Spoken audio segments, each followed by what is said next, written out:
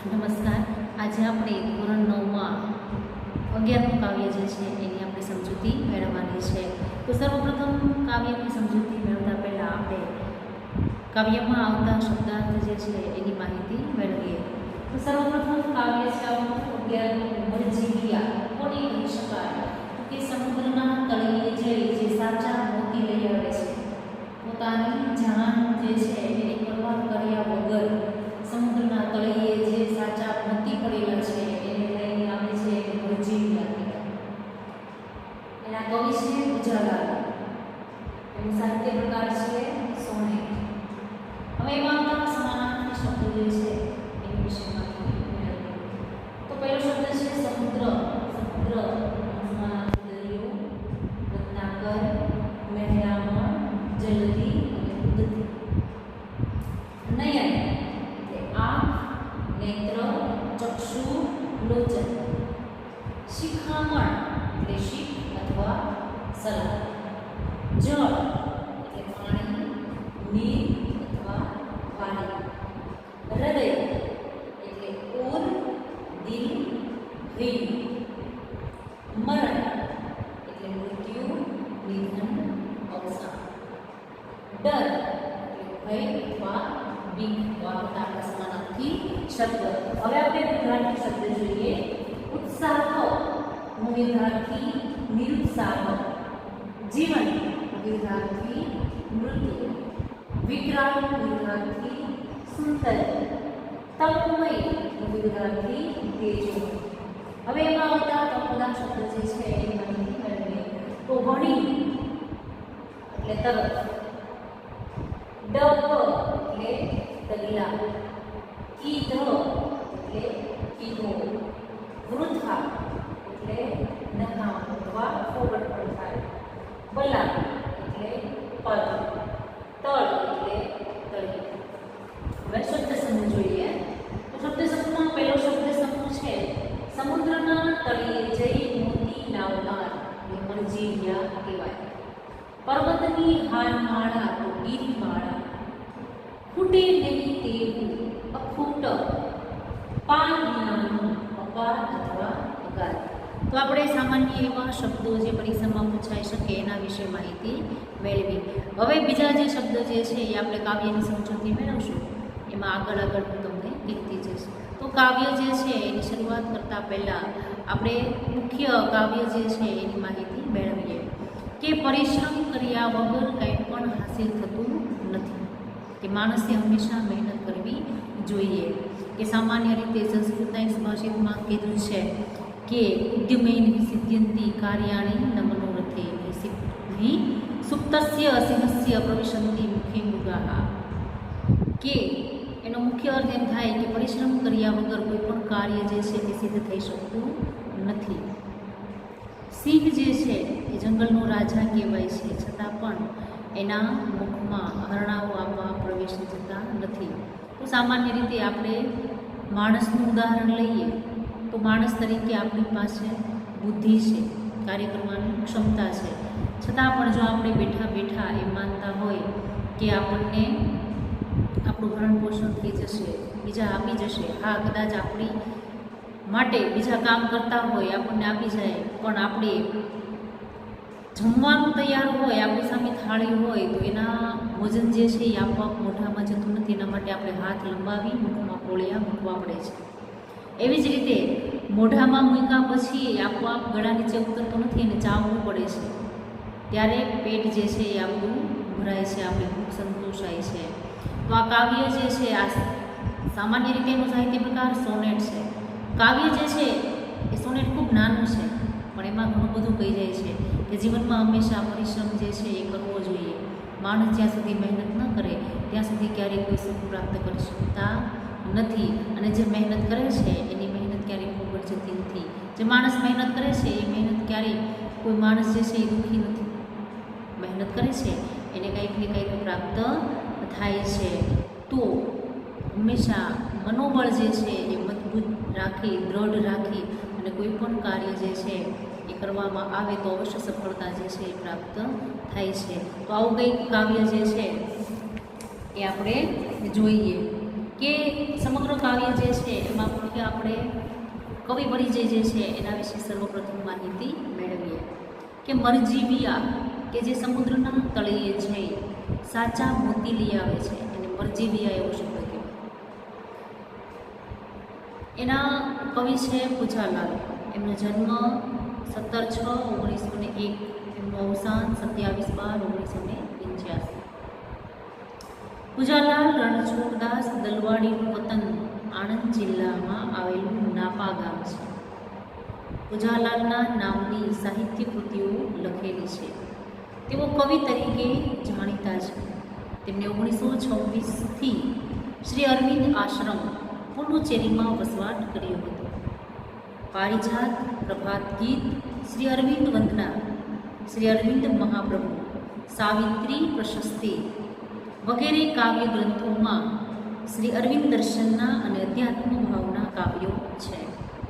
તેમણે પ્રદેશ પ્રેમ અને રાષ્ટ્ર પ્રેમના કાવ્યો પણ લખેલા છે. ગુર્જરી એ તેમનો સોનેટ કાવ્યનો સંગ્રહ છે. તેમણે બાળકાવ્યો અને કિશોર કાવ્યો પણ લખેલા છે. કે સામાન્ય કવિ જે છે એને પોતે કાવ્ય ક્ષેત્રે વધારે કામ જે છે એ કરેલું છે. ઘણા બધા કાવ્યો જે છે એ લખેલા છે અને પોતે બાળકાવ્યો અને કિશોર કાવ્યો પણ લખેલા છે. આથી આપણા કાવ્યના મુખ્ય કવિનો પરિચય. હવે આપણે જોઈએ કે સમગ્ર કાવ્ય આપણને શું કહેવામાં આવે છે. તો મરજીવિયા સોનેટ સ્વરૂપની કાવ્ય રચના છે. એનો સાહિત્ય પ્રકાર સોનેટ છે. સોનેટ 14 પંક્તિઓનું છંદમાં લખાતું કાવ્ય સ્વરૂપ છે. કોઈ પણ સોનેટ હોય એમાં 14 પંક્તિ હોય. કેવી રીતે? તો કે 4, 4, 4 અને 2 એવી રીતના 14 કાવ્ય પંક્તિ જે છે એમાં અને છંદ સ્વરૂપમાં લખાયેલું આ સોનેટ હોય. સમુદ્રમાં મોતી લેવા માટે જતી વ્યક્તિઓની મરજીવિયા કહેવાય છે. કારણ કે અગાધ સમુદ્રમાં મોતી લેતા મૃત્યુનું જોખમ પણ હોય છે. માટે જ તેમને મરજીવિયા કહેવાય છે. મરજીવિયા શું કામ કહેવામાં આવે છે? સમુદ્રના તળિયે જઈ મોતી લઈને પાછા આવે કે ન આવે, કદાચ વચ્ચે એનું મૃત્યુ પણ થાય. સમુદ્ર જે છે એનું કોઈ તળિયું કેટલું હોય એ માપી શકાતું નથી. ખૂબ અગાધ ઊંડા સમુદ્રમાં છે. કદાચ એમની પાસે રહેલું જેની ઓક્સિજન માટેની જે સામગ્રી હોય એમાં કદાચ ખૂટી જાય તો માણસ વચ્ચે મૃત્યુ પણ પામે. જીવનું જોખમ ખેડી અને માણસ જે છે એ સાચા મોતી લઈ આવે છે તો એને મરજીવિયા એવો શબ્દ વપરાય છે. પ્રસ્તુત કાવ્યમાં ડર્યા વગર, અટક્યા વગર ઉત્સાહથી સમુદ્ર તરફ આગળ વધતા મરજીવિયાનું વર્ણન છે. એમની માટે કોઈ એને દબાણ કરવામાં આવતું નથી, પરાણે મોકલવામાં આવતા નથી, પણ એ પોતાની જાતે ઉત્સાહથી, આનંદથી પોતાને શોખ છે, પોતાનું મનોબળ દ્રઢ છે, અડગ છે, પોતાને આત્મવિશ્વાસ છે, એવા મરજીવિયાનું વર્ણન સમગ્ર કાવ્યમાં કરેલું છે. પ્રિયજનોની આંખોમાં આંસુ છે. પ્રિયજનો એટલે પોતાના ઘરના સગા સંબંધીઓની આંખમાં આંસુ છે. કેમ કે શું કામ એવું બને છે? કેમ કે એને ખબર છે કે કદાચ આ પોતે એનો કોઈ દીકરો હોય અથવા કોઈ ઘરનું સભ્ય હોય એ મરજીવિયા તરીકે સમુદ્રમાં જાય છે ત્યારે નક્કી નથી એ પાછા આવશે કે નહીં. એ માટે એમની આંખોમાં આંસુ છે. પણ મરજીવિયા એમ વારિયા વળે એવા નથી. છતાં પણ મરજીવિયા જે છે એમ વારિયા વળવા એટલે કે પાછા વળે એમ નથી. એ દ્રઢ નિશ્ચય છે. એના મનમાં દ્રઢ નિશ્ચય કરેલો છે કે પોતે અવશ્ય જશે અને સફળતા અવશ્ય પ્રાપ્ત કરશે. અફાટ અગાધ વિકરાળ સમુદ્રમાં એ મોતી લેવા પ્રવેશે છે. કે અફાટ કે પુષ્કળ પ્રમાણમાં ખૂબ વિસ્તારથી ફેલાયેલો છે. અગાધ એટલે કે ખૂબ ઊંડો છે અને વિકરાળ એટલે કે જોતા જ ડર લાગે એવો મહાસમુદ્રમાં મોતી લેવા માટે પોતે પ્રવેશ કરે છે. મૃત્યુની મુખોમુખ થઈને મોતી લઈ બહાર આવે છે. મૃત્યુના મુખમાંથી જાણે કે બહાર આવી અને પોતે સાચા મોતી લઈ આવે છે. ત્યાં સોનેટ પૂરું થાય છે. જીવનમાં જે દ્રઢ નિશ્ચય રહીને સાહસ કરે છે એને જ મોતીરૂપી ફળ મળે છે. એ ભાવ આ સોનેટ દ્વારા વ્યક્ત થાય છે કે મનુષ્યની અંદર જો એનો આત્મવિશ્વાસ દ્રઢ હોય, મજબૂત મનોબળ હોય તો અવશ્ય એ માણસ જે છે એ સફળતા પ્રાપ્ત કરે જ છે. તો સમગ્ર સોનેટ દ્વારા એક પ્રકારનો સંદેશ જે છે એ કવિ આપણને આપે છે કે હંમેશા આપણું મનોબળ જે છે એ મજબૂત હોવું જોઈએ. આપણે જે પણ કાંઈ નિશ્ચય કરીએ છીએ, આપણું જે પણ કાંઈ ધ્યેય છે એ પૂરું કરવા માટે આપણે આપણું મનોબળ હંમેશા મજબૂત રાખવું જોઈએ. કે મરજીવિયાનું કામ કરવા માણસ જે છે એ પોતાના જીવ જે છે એના જોખમે પોતે સફળતા પ્રાપ્ત કરી એટલે મૃત્યુના મુખમાંથી બહાર આવે છે. તો આપણી જે પણ કાંઈ સફળતા છે એ કદાચ એટલી બધી ન હોઈ શકે, એવું મોટું પરાક્રમ આપણે કદાચ ન કરી શકીએ, પણ આપણે જે ક્ષેત્રમાં આગળ વધવા માંગતા હોય એમાં હારી અને બેસી રહેવાની જરૂર નથી, આપણીથી થઈ જ શકે. એવા વિચારથી આગળ વધી અને આપણે આપણું કાર્ય જે છે એ સફળતાથી પાર પાડવાનું છે. તો હવે આપણે કાવ્ય જે છે એની મુખ્ય સમજૂતી મેળવીએ. સમુદ્ર ભણી ઉપડ્યા કમરની કસી રંગથી. કે સમુદ્ર ભણી, ભણી એટલે તરફ, મરજીવિયા જે છે એ સમુદ્રની તરફ પોતે ઉપડે છે એટલે આગળ વધે છે. શું કામ? તો કે મરજીવિયા સમુદ્રમાં સાચા મોતી લેવા માટે આગળ વધે છે. કમરને કસી રંગથી, કમરને કસવી એનો મતલબ એમ કે આત્મવિશ્વાસ જે છે એનું મનોબળ જે છે એ દ્રઢ છે. કમરને કસે છે એટલે કે પોતે જવા માટે તૈયાર છે, તૈયાર થઈ ચૂકેલા છે. અટંક મરજીવિયા, અટંક એટલે કે પોતાના મન ઉપર અડગ છે, એટલે કોઈ પણ પરિસ્થિતિથી કાંઈ ફેર પડતો નથી. એ પોતાને જે નિશ્ચય કરેલો છે એની ઉપર અડગ મરજીવિયા. ડગ એટલે કે ડગલા, ભ્રંત એટલે કે ભરતા, ઉત્સાહના એટલે કે ઉત્સાહથી. આ અડગ મરજીવિયા જે છે એ પોતે ઉત્સાહથી ડગલા ભરી રહ્યા છે. પોતાને આ કામ કરવા માટેનો જોશ છે, પોતાની ઉત્સાહ છે, કોઈ એમને પરાણે મોકલતું નથી. પોતાને ખબર જ છે કે આમાં જીવનું જોખમ છે, જીવ પણ જઈ શકે, છતાં પણ એને મરજીવિયા બની અને પોતે ઉત્સાહથી આગળ વધે છે. પ્રદીપ્ત નયનું, પ્રદીપ્ત કોને કહેવાય? તો કે સળગેલું. જેવી રીતના આંખ જે છે એમાં જાણે કે કોઈ તાપ રહેલો હોય, એક પ્રકારનું જુનૂન રહેલું હોય, કાર્ય કરવા માટેની દક્ષતા રહેલી, એવા પ્રદીપ્ત નયનો, આંખ જે છે એમાં એક પ્રકારની આગ રહેલી છે. એને ખબર છે, આંખ જાણે કે સળગેલી હોય એમ એની આંખમાં એટલો જોશ દેખાય છે કે પોતે આગળ વધી અને કાર્ય પૂરું કરશે. અથાગ બળ ઉભર્યા નથી, અથાગ આમાં શબ્દમાં આવેલું છે કે પાર વિના, કે જેનો કોઈ અંત નથી, જેનો કોઈ પાર નથી, એટલું બળ એટલે કે શક્તિ ઉભરે એટલે ઉભરાય છે. ક્યાંથી? તો કે શરીરમાંથી. એના શરીરમાં એટલું બધું ઉત્સાહ છે, એની આંખમાં એક પ્રકારની સળગેલી જાણે કે આગ છે. એનું શરીર જે છે, અંગ એટલે કે શરીર જે છે એ પાર વિનાની શક્તિથી ભરેલું છે, કેમ કે પોતાની સફળતા મેળવવી છે, કામ કરવા માટેનો એનામાં ઉત્સાહ રહેલો છે. મહારવ તણી દિશા પર ખરી બધી ચાહના. મહારવ એટલે કે મહા એટલે મોટો, રવ એટલે અવાજ, વિશાળ. મહારવ એટલે કે આ ખૂબ વિશાળ એવો સમુદ્ર જે છે, તણી એટલે કે એના તરફ, દિશા એટલે કે દિશાઓ, કે જ્યાં સમુદ્ર રહેલો છે એનો ઘૂંઘવાટ ભર્યો અવાજ જે છે એનાથી આપણને ડર લાગે એવો મોટો અવાજ કરતો આ સમુદ્ર જે છે એની તરફ બધી, ઠરી એટલે એની ચાહના, ચાહના એટલે ઈચ્છા, ઠરી એટલે રહેલી છે. એની બધી ઈચ્છા કેવી છે? એને બીજી કોઈ વસ્તુ સાથે પ્રેમ નથી, ચાહત નથી, પણ શેની ચાહના છે?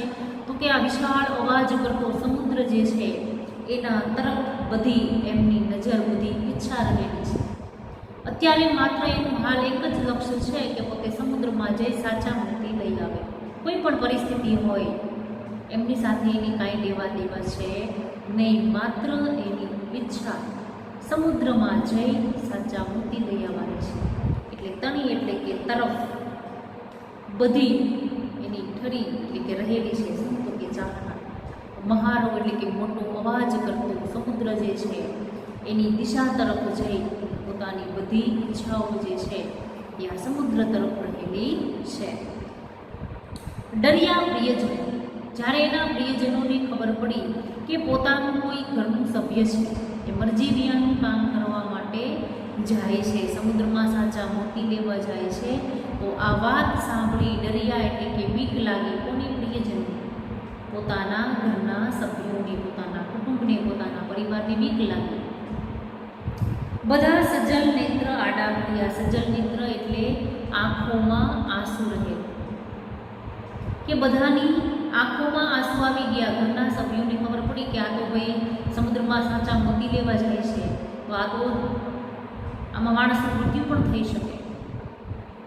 તો આ વાત સાંભળી જ્યારે ખબર પડે છે ત્યારે ઘરના બધા સભ્યો આડા ફરે છે. આડા ફરવું એટલે કે એને જતાં રોકે છે.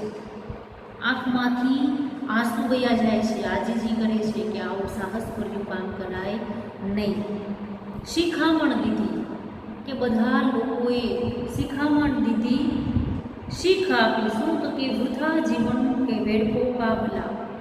વૃથા એટલે કે ખોટી રીતે તમારું જીવન જે છે એ શું કામ વેડફી નાખો છો? તમને ખબર જ છે કે આમાં જીવનું જોખમ છે. માણસ જે છે એનો જીવ પણ જઈ શકે. તો ભગવાને સરસ એવું જીવન આપ્યું છે, મનુષ્ય અવતાર આપ્યો છે, તો ઘણા બધા કામ કરવા યોગ્ય છે, તો એ કામ કરવા જોઈએ. આવું સાહસ ખેડવાની જરૂર છે નહીં. કેમ કે જો આમાં તમે ગયા અને નિષ્ફળ થયા તો તમારું મૃત્યુ પણ અવશ્ય નક્કી જ છે. તો તમારું આવું સારું એવું જીવન શું કામ વેડફી નાખવું છો? એવી શિખામણ બધા આપે છે. કહીથી વળગી વિનાશ કર આંધળિયા ભલા, કે તમને આવું કોણે કીધું? આ વિનાશકારી એટલે કે નાશ કરનારી ક્યાંથી વળગી? વળગવું એટલે કે ચોખ્ખું લાગવું, કે એવું તમને કોણે કીધું અથવા એવી તમને કોણે શીખ આપી છે કે આવી આંધળી બલા? બલા કોને કહેવાય? બીજા શબ્દમાં આવેલું જ છે કે બલા એટલે ઉપાધિ, કે આવી તમને ખોટી ઉપાધિ જે છે એ ક્યાંથી જડી છે? આ તો નાકની ઉપાધિ કરી કહેવાય, કે ઉપાધિ કરી અથવા બીજાને કરાવીને કોઈ પણ સફળતા પ્રાપ્ત કરવી એ ખૂબ અઘરી છે. તો ઘરના સભ્યો કહે છે કે આવી વિનાશ કરવાવાળી આંધળી બલા જે છે એ તમને ક્યાંથી લાગી? એમ કે આવી તમને કોને શિખામણ આપી કે આવું મરજીવિયાનું કામ કરવા જવાય? પરંતુ દ્રઢ નિશ્ચય નહીં છે મારી. આપણે ઘણું બધું કહેવામાં આવ્યું, છતાં પણ જેનો આત્મવિશ્વાસ અડગ છે, દ્રઢ નિશ્ચય છે, એ કોઈના વાળિયા એટલે કે પાછા વાળ્યા વળે એમ નથી.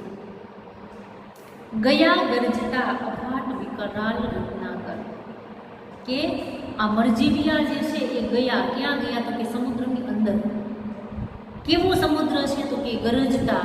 ખૂબ સમુદ્ર જે છે એમાં મોજા મારતા હોય સમુદ્ર, તો એનો અવાજ જે છે એ કેવો હોય? તો કે વિકરાળ.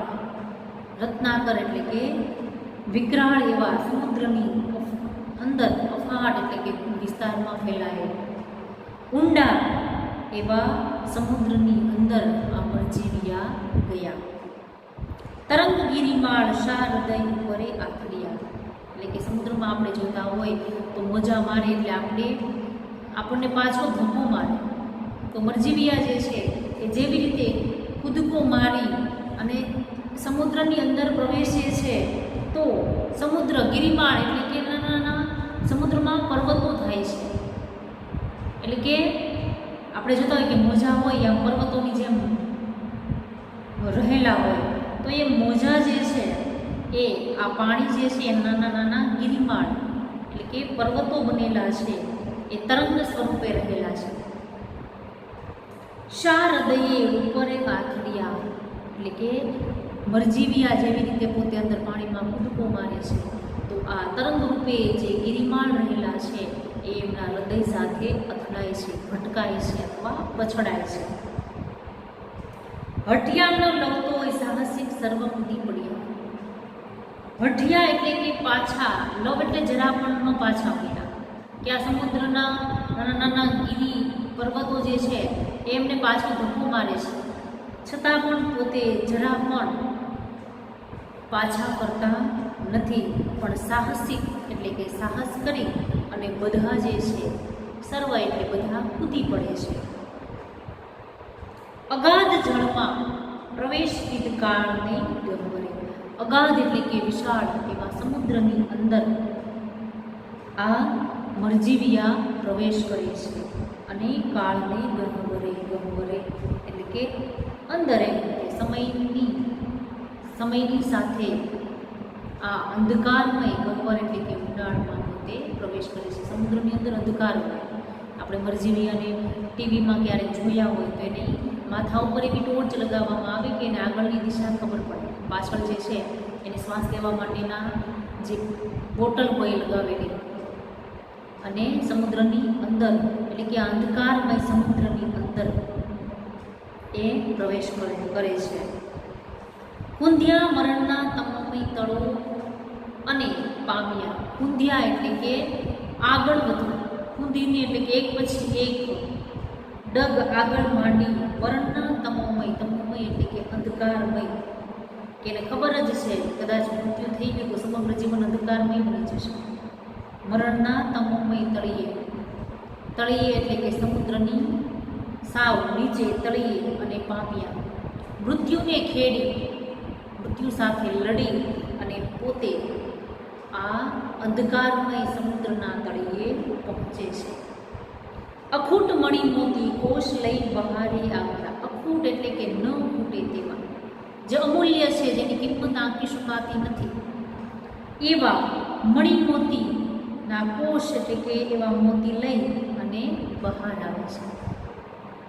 કે સમગ્ર કાવ્યમાં પોતે પોતાની અંદર રહેલી સાહસિકતાનું વર્ણન કરે છે કે પોતે ખૂબ દ્રઢ નિશ્ચયી છે, આત્મવિશ્વાસીનો અડગ છે. બીજાના કહેવા છતાં, સમજાવવા છતાં એને કોઈ અસર નથી અને પોતે હંમેશા સફળતા પ્રાપ્ત કરવા માગે છે. કે મૃત્યુનો ડર રાખ્યા વગર પોતે સમુદ્રના તળિયે જઈ સાચા મુક્તિ લઈ આવે છે.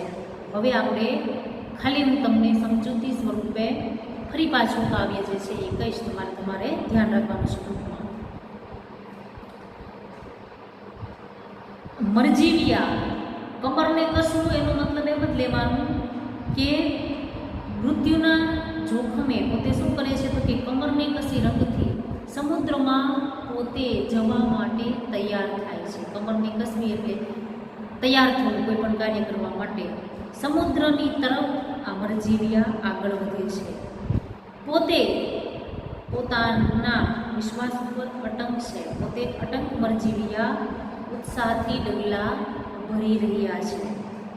એની આંખો જે છે એમાં એક પ્રકારનું સળગેલું શું છે તો કે જાણે કે અગ્નિ રહેલો છે. અથાગ બળ ઉભરી અંગથી એના શરીરમાં ક્યારે પણ પાર વિનાનું શક્તિ જે છે એ ભરાઈ રહી છે. સમુદ્રમાંથી જે એટલે કે મોટો અવાજ આવી રહ્યો છે એ તરફ એમની બધી ઈચ્છા રહેલી છે. જ્યારે એમના પ્રિયજનોને એટલે કે ઘરના સભ્યોને ખબર પડી કે આ વ્યક્તિ જે છે એ મરજીવિયા બની સમુદ્રના તળિયે જઈ સાચા મોતી લેવા માંગે છે, ત્યારે બધા આંખોમાં આંસુ લઈ અને એમની જવા માટે રોકે છે. બધાની આંખમાં આંસુ આવી જાય છે. શિખામણ આપે છે કે તમારું આવું સારું જીવન શું કામ ખોટું બેઠો છો? ક્યાંથી તમને આવી વિનાશકારી આંધળી રોગ જે છે, ઉપાધિ જે છે એ આવેલી છે? પરંતુ દ્રઢ નિશ્ચયી મરજીવિયા એ કોઈના કહેવાથી પાછા વળતા નથી.